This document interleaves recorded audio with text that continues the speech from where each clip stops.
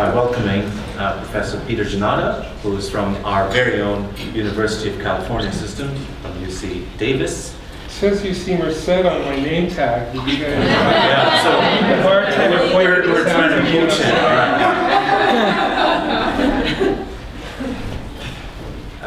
Peter is a very, very interesting researcher in the area of music cognition. There's not a single area of music cognition research that he's not worked in. He has worked on studying rhythm. He's worked on studying memory in music, especially in recent years. He's done a lot of work on autobiographical memories in music. But what he's going to regale us with this afternoon is his work on modeling tonal structure. So today there have been a number of talks where we've looked at how tone is sort of fundamental to our understanding of music.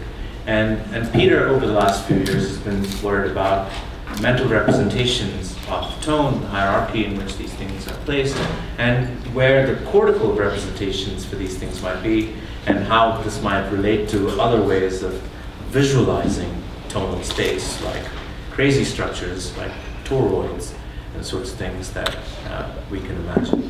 So without further ado, I'm going to turn the floor over to Peter. A warm Yosemite welcome for California native.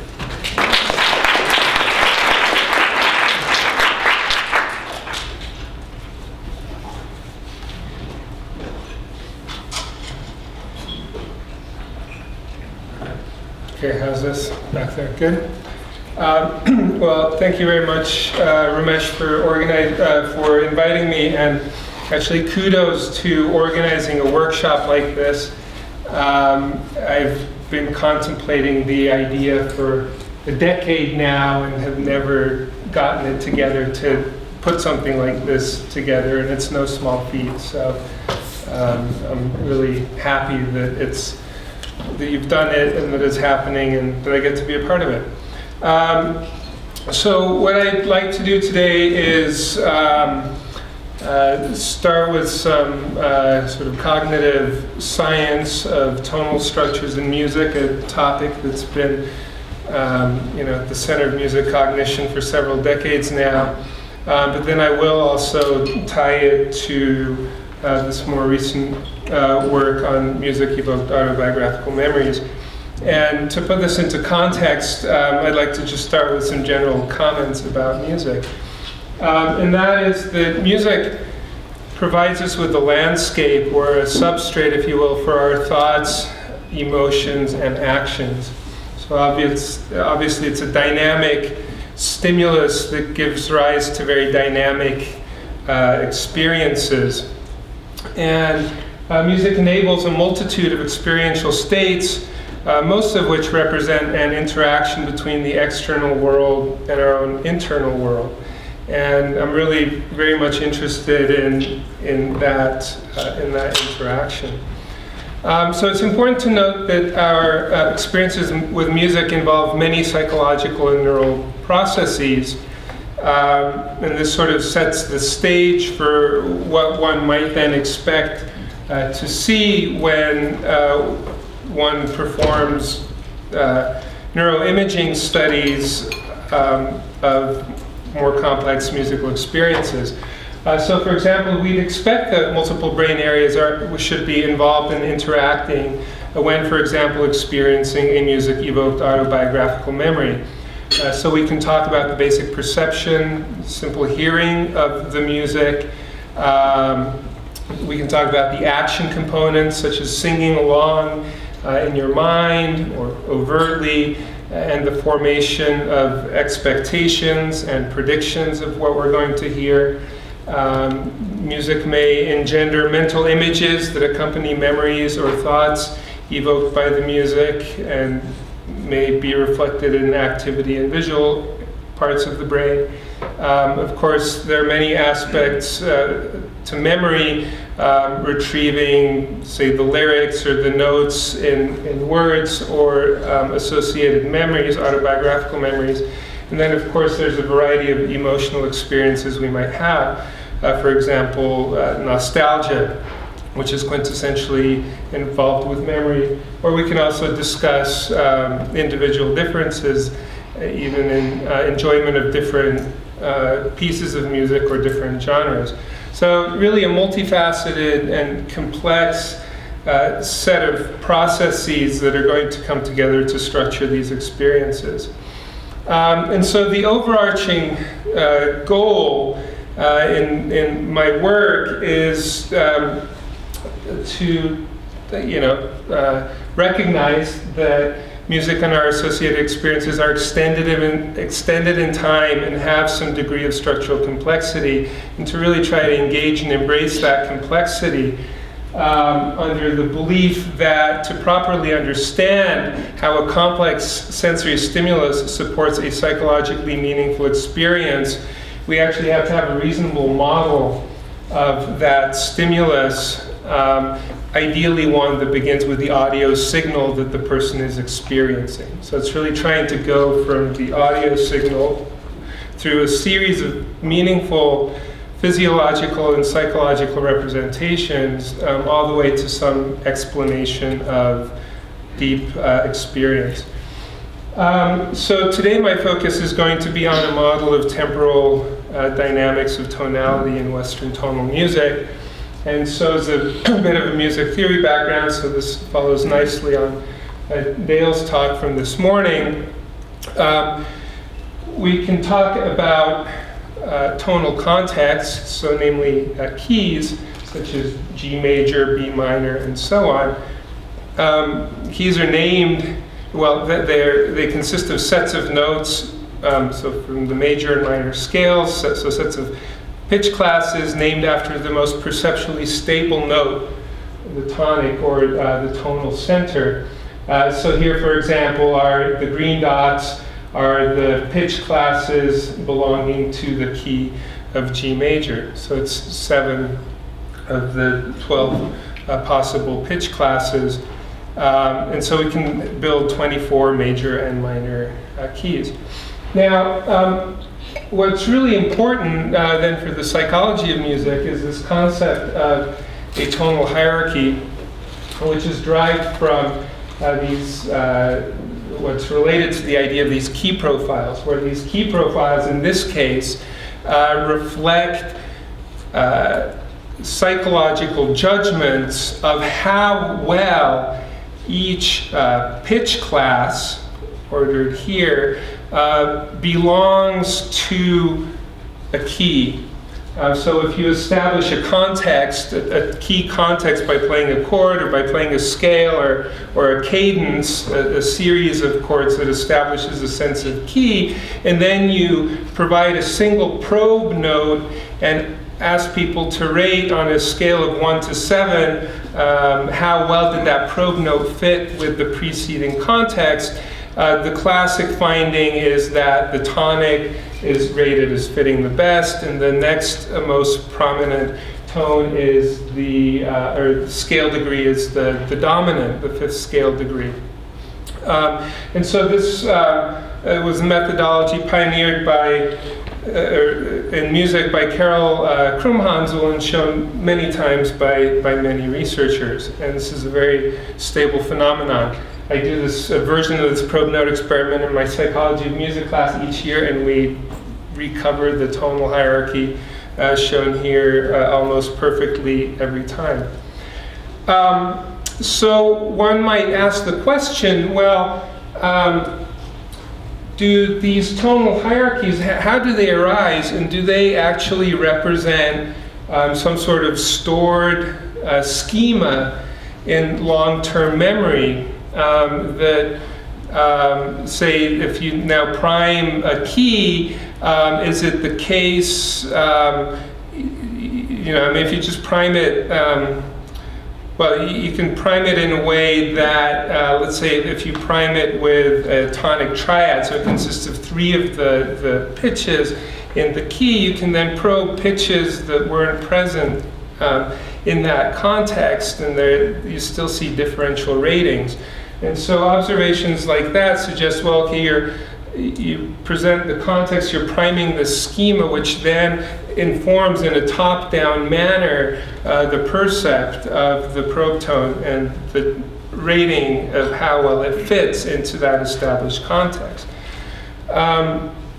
So I'm trying to foreshadow here this tension that's existed in the field, and I'm going to try to address here of the influences of these top-down schemata as opposed to models that suggest that all of this perception and these tonal hierarchies arise simply from integrating sensory information over some small window of time, and that all the information is actually present in that little memory buffer. And so, okay, to address the issue of how might we even have tonal hierarchies in our mind, well, I think the most prevalent argument is one that it's basically through statistical learning. And we know that brains are great statistical learners. And so if you do corpus studies and look at the distributions of pitch classes within pieces of music, in this case for a variety of classical music pieces, and you plot each of those profiles, and then you superimpose the subjective profile on top of that, there's a remarkable degree of overlap, okay, suggesting that we in fact internalize these pitch statistics, and those then lead to the goodness of fit ratings. Okay, so what we want to do, though, is go an additional step further in describing the relationships, tonal relationships, beyond just the relationships between notes within the tonal hierarchy for a key. And we want to ask, how do different keys exist in relation to each other? So there are the notes for G major. We can now superimpose those for D major, and we see that there's an overlap in all of the pitch classes except one here. So these are two musically closely related keys. By contrast, if we look at F sharp major, there's very little overlap between the set of pitches in F sharp major and G major. So these would be more distantly musically related just by virtue of the lack of overlap. And so we can develop this notion of tonal space, which in music theory is, as probably most of you are aware, described by the circle of fifths, where the second most stable scale degree of each key, so in the case of C major that would be G, that becomes the tonic of G major. The fifth scale degree is D, that becomes the tonic of D major, and so on. You play this game until you end up where you started, both for the major keys and for the minor keys. Okay, so that's in music theory. Does this really correspond to psychological space? There's a sense of musical distance. Is there an equivalent sense of psychological distance? And I think this is easily illustrated if I play a sequence of chords beginning and ending now in B major.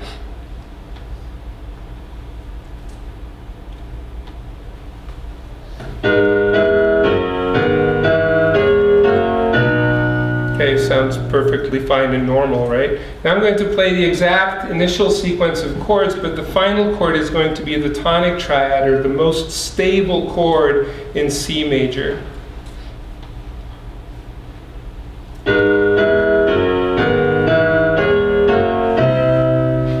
Okay, a jarring juxtaposition there. And if you had to rate how well does that fit, you'd give that a low rating, whereas you would have given that first one a high rating, right? So if you play this game for various combinations of contexts and probe events that vary in their distances, you can obtain this measure of psychological distances. And you can then use a technique called multidimensional scaling, which can be applied to any matrix of distances, to then position each of those items in that matrix in some appropriate location on a 2 or higher dimensional space that such that it respects all those distances. So intuitively, the easiest way to think about this is if I were to give you a mileage chart with distances between various cities in the US, right? You're just looking at that table and you really don't get a sense of where's Seattle, where's Omaha, where's New York, where's Houston. You know, it's hard to visualize that. But if you pass that through this multi-dimensional scaling solution, all of a sudden now all those cities will be placed in their respective locations and will, you know, recognize, then we could superimpose that on a map of the US and they'd fit perfectly. So we're going to, well, what Carol Krumhansel did is the same thing, but with these subjective measures of musical distance. And what she found was that these psychological distances between these keys, they could be arranged on this type of surface. So we see here also the circle of fifths, C, G, D, oops, now it jumps up here, A, E, B, F sharp, continues here. So it turns out that the bottom edge and the top edge are the same, the left edge and the right edge are the same. So what we're really dealing with is a geometrical form of the torus. And we can think of the major keys and the minor keys, those circle of fifths, as these strings wrapped around the surface of the torus, with the minor keys interleaving the major keys. Okay? So this construct now is one that simultaneously reflects music theory, it reflects cognitive psychology, and it turns out, as I'll show you in a moment, it's also a parsimonious organization of the pitch statistics of Western tonal music. And what's going to be crucial for what I talk about later on is that by virtue of the notes that are used to compose the melodies or the sequence of chords to get your harmonic progressions, those are going to create a pattern of activation that changes through time on the surface of the torus. So for example, if a piece of music were to start in G major and then move over to B major, we'd expect some shift of the estimate of what key we're in from G major over to B major. And so critically then, these changing patterns are, we can treat these as signatures of these pieces of music. So just to illustrate this, and then I'll loop back and show you in more detail how this is derived. What I'm showing here again is the torus flattened out, different key regions labeled here in the letters, and we're going to take some audio and pass it through a model that I'll show you in just a moment. But this is just to give you an appreciation of music moving around on tonal space.